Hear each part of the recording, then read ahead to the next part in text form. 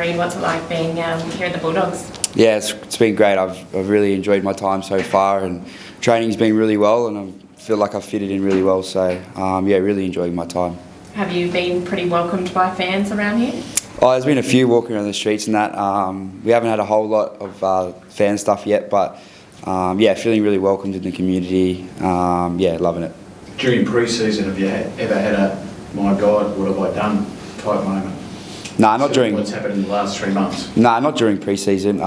You know, earlier on the year, I obviously, you know, had my doubts, but it wasn't the squad. It was just my own personal things, but yeah, I was still, you know, had my purpose of why I wanted to come here, and you know, I was confident in that, and I wanted to focus on my year at Para at the time, and yeah, and I come here, and yeah, haven't looked back. What is that purpose, and has it expanded since you've seen the other new recruits come on board? Oh, it was just more personal, that I wanted to challenge myself, and it was a new time for me in my life, and you know, to come to a new club and meet new coaches and meet new players and see their perspective on the game and things like that. So, but yeah, I still was strong and committed to coming here. It wasn't anything to do with that, but you know, I was just committed at Para, and when I decided that, you know, come to training and that, yeah, I was fully committed.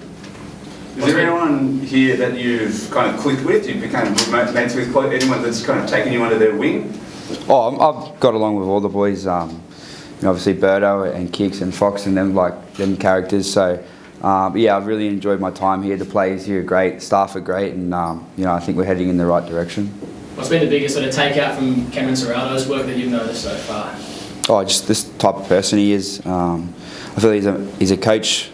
He's a mate first and a coach second, and I feel like I suppose we speak highly for all the other boys in the club, that you know, he's really approachable and with life outside of footy as well. So I think that's a big thing for him as well, is having that trust, not just footy but off the field.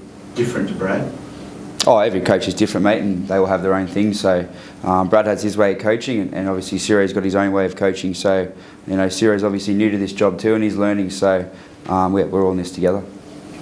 Reid, at the Eels, obviously you had the luxury of continuity in spine for a couple of seasons there with the same guys.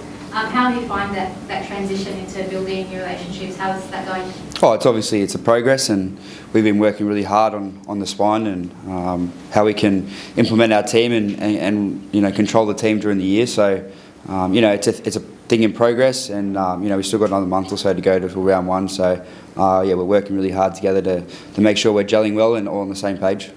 What's Josh Reynolds been like around the club? I guess you would have grown up watching him, really? Yeah, actually, I love the grub.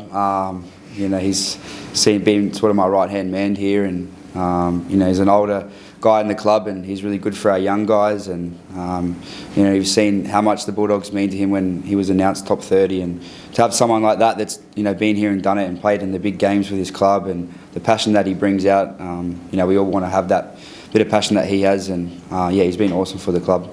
He spoke very passionately about the non-stars of rugby league and how they have to work for a below minimum wage. They often do 2 jobs just to have an NRL career. As a RLPA rep, what's your take on those blokes and how they make it through the game, and the whole stalemate over the CBA?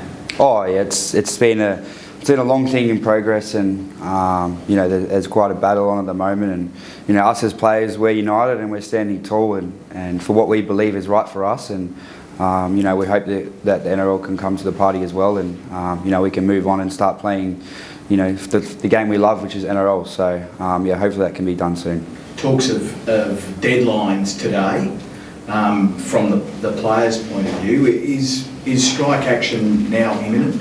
Oh, it can happen, and we don't want it to go that far, but there's been talks of it, and you know, we want it done as much as what they do, but we got to stay strong, and we are where you've seen how united the playing group is, and you know, the players want to be looked after, and I need to see that. So you know, that can be what can happen, but you know, hopefully we don't have to get that far. And it's not just well, it isn't a money grab by the top line players. Isaiah Yeo, for instance, pointed out yesterday that it's more about guys who've retired with serious injuries, and the NRLW, who doesn't even have a CBA at the moment, isn't it? Yeah, of course, they're the probably the big main factors at the moment. Obviously, the women's game is growing rapidly, and as a men's game, we fully support them, and they deserve to have a CBA, and they should as their game's growing. So, and then for all the other stuff, the funds and that, we're entitled to that, and I feel that we're the product and we're out there